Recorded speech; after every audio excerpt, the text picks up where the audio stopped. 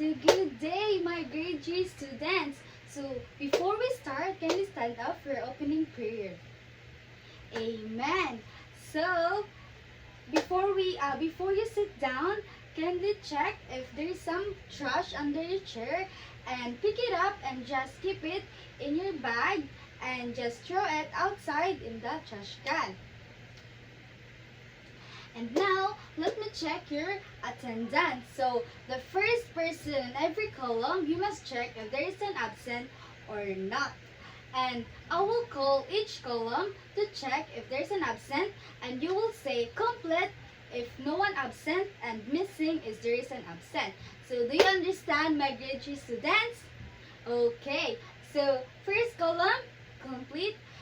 Last column, complete. Okay, it's good to see that there is no one absent for today's discussion.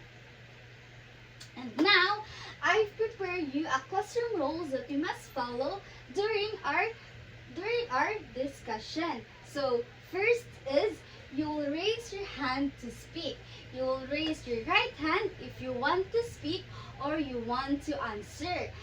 Unsa ganito ang erase if you want to speak your answer? Correct. The right hand. So remember, do not answer in chorus. And the second is you must listen to others speak. So you must listen, you must have your ears to listen carefully, especially me and to your classmates. And the third is you must keep your desk clean at all times. So ay mo paghugaw-hugaw. So dapat ang inyong desk is clean ug walay lain butang.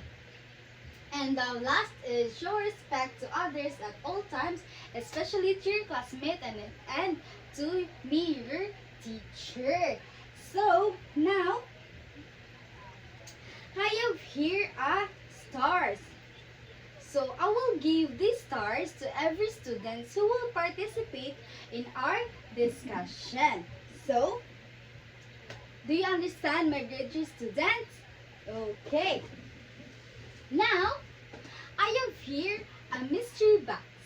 This mystery box has different objects, and you will describe the characteristics and qualities of each object. So I will pick randomly students to be here in front to pick an object, and you will describe it. Remember, do not name the object. So do you understand, my grade 3 students? Yes. Okay. Now, Dinoy, you will describe the object. What is the object? Teddy bear, teacher. I told you do not name the object. Just describe it.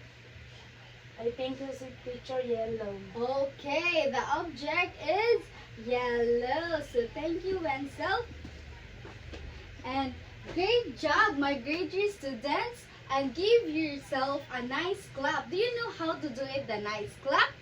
No. Okay, here is. So follow lang ni ha. So 1, 2, 3, 1, 2, 3. Nice, nice, nice. So now let's follow. So 1, 2, 3, 1, 2, 3. Nice, nice, nice. Wow, great job, my grade 3 students. So thank you for your participation. And now I have here a number to 1 to 4. So each numbers hides a sentence that has a missing word. So you will pick numbers and you will read the sentence and pick the right missing word to complete the sentence. So do you understand, my dear students? Yes, teacher. So now, Dinoy, pick a number. Pick a number. 2, teacher. Okay, 2.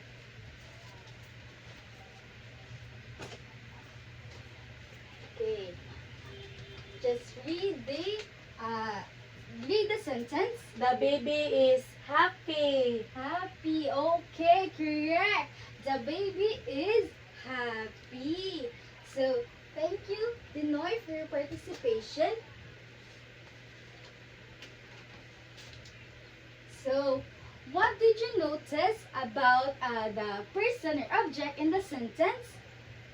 Correct. It has it has a word that describes what it looks like, feels like, or how it is. So how the sentence help you imagine how the sentence help you imagine what the person or object, or how the person or object looks like or feels like. Correct. Because of the describing words. So, what makes the objects or the person different from others in the sentence? Correct. Because it has the describing words that tells us more about it. So, thank you, my dear. And now, I have here a story.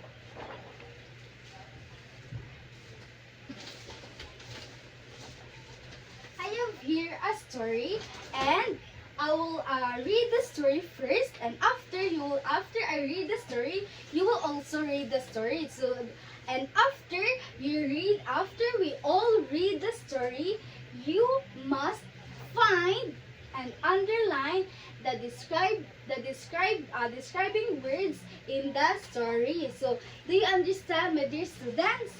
So, unsa ganito ang inyong pangitaw ng i-underline? Describing word. Okay, so let's start. So, the story is entitled Bantay. So, I have a dog. His name is Bantay. Bantay has shiny white fur, long floppy ears, and stubby legs. Bantay is very playful. Whenever I come home from school, he never met me at the gate. I know that he is happy because he wags his long, bushy tails. So now, come on, Paul, read the story. I have a dog. His name is Bantay. Bantay has shiny white fur, long floppy ears, and stubby legs. Bantay is very playful. When I come home from school, he never fails meet me at the gate. I know that he is happy because he wags his long bushy tail. Okay, so you must underline and find the describing words. Dinoy?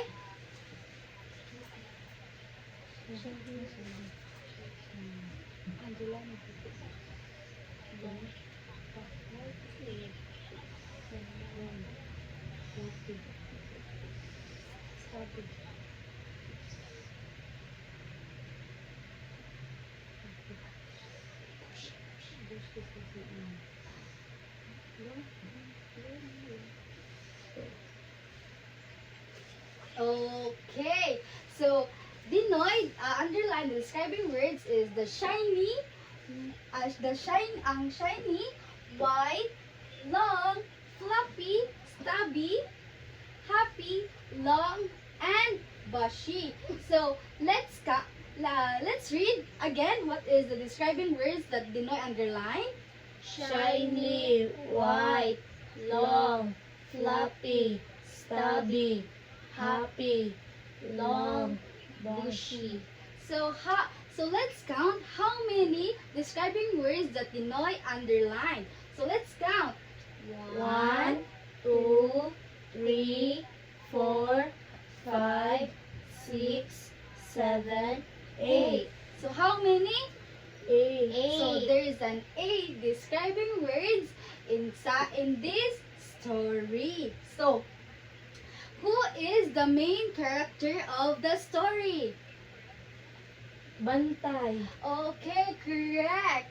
The main character of the story is Bantay. So, what words that tells us how Bantay looks like? Correct. the words that tells us how bantay look like is shiny, white, long, fluffy, stubby, happy, long, and bushy.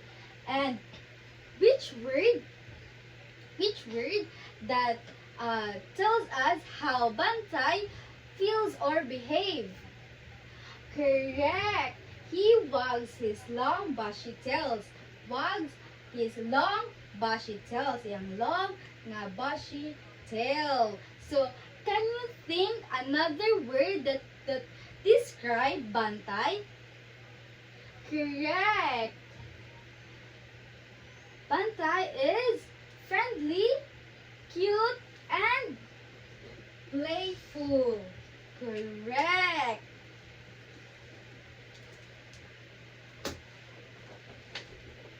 Now, based on our activity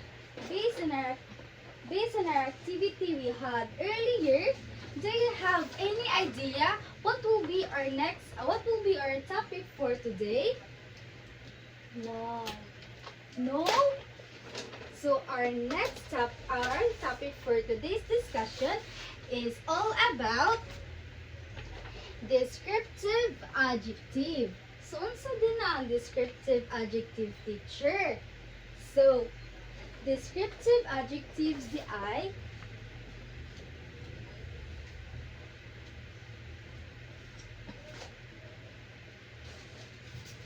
descriptive adjective di is it describe and modify the characteristics and qualities of nouns. So ang descriptive adjective di ay kay they describe and modify kung unsa ang characteristic or qualities sa noun. So kay ba makamunsa ang noun? Unsa ganito ang noun?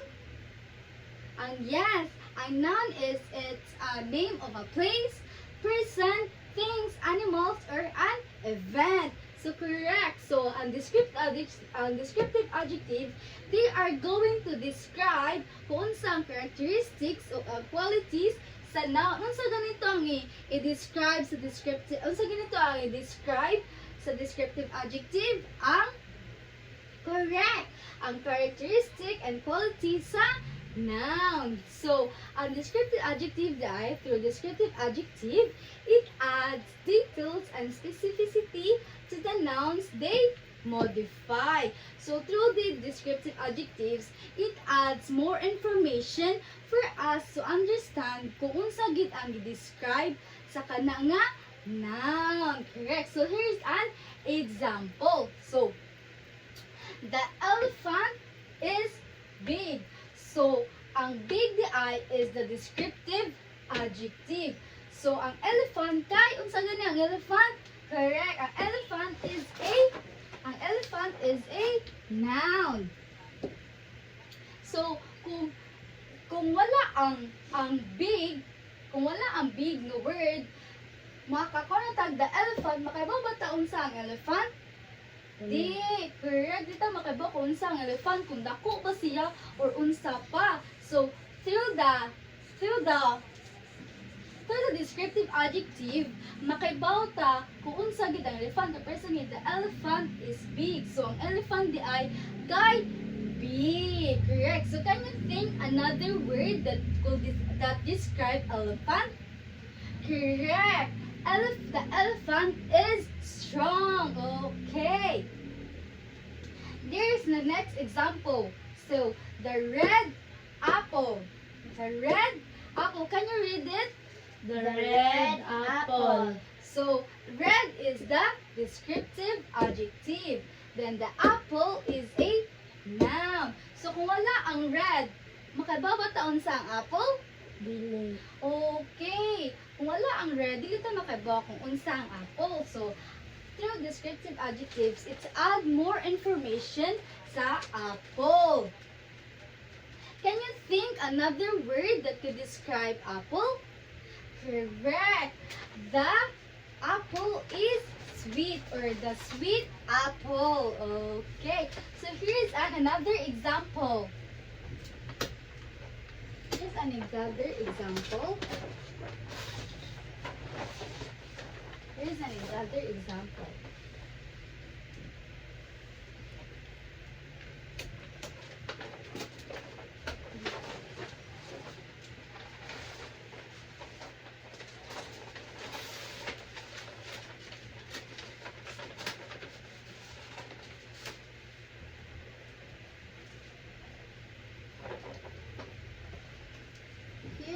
understand another example. So the pillow is soft. Unsa man ang descriptive adjective ara? Soft. Soft. And ang pillow is The noun. okay. Ang soft is the descriptive adjective and the pillow is noun. So through the word soft, makibawta kung unsa ang pillow, kung unsa siya soft, kung unsa ba siya, sakit ba siya. So through the soft nga word, makibawta nga ang pillow di ay kay soft na comfortable siya ning higda nato. Okay. Now, can you give me another example of descriptive adjective? Dinoy?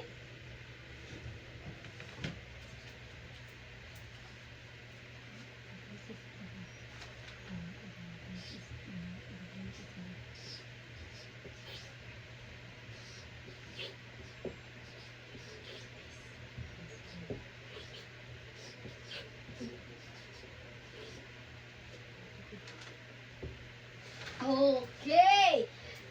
Dinoy, right? The bird is blue. Can you read it? The bird is blue. So where is the descriptive adjective? Blue. Okay, ang blue. Unsa di ang bird? Noun. Okay, noun. So bird is the noun and the blue is descriptive adjective. So unsa ganito ang descriptive adjective? What is the descriptive adjective? Correct. The descriptive adjective is it describe or modify the characteristics and the qualities of a noun. So why is it important for us to know the descriptive adjective? Okay, correct. For us, important siya makabauta sa descriptive adjective because it has words that para makaibauta kung it tells importante makaibauta sa descriptive adjective because para maka-explain ta o maka-understand ta clearly sa kung unsa ang atong gi-think, kung unsa po maka-understand po ng other people, kung unsa atong gi-imagine or unsa atong gitanaw. So, now, do you understand our discussion for today? Yes. Okay. So, do you have any question? None so far. Okay, now you understand what is descriptive adjectives. Let's apply your learning. Let's apply your learning. Let's apply your learning through an activity. So, I will group you into 3. So each group assign a task that you must be finished. So I'll give you 5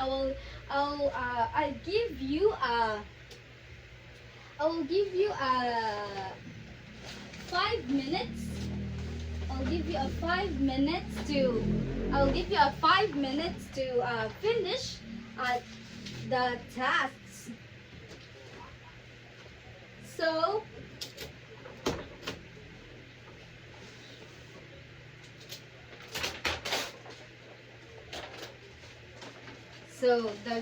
the task of the group 1 is you will write the 2 descriptive adjectives to describe each picture. So here's the group 1. And for the group 2, you will underline the correct descriptive adjective used in each sentence. So here's the group 2. And the group 3 is write a descriptive adjective to complete the statement. Okay. Do you understand, my grade 3 students, sa inyong task nga buhaton?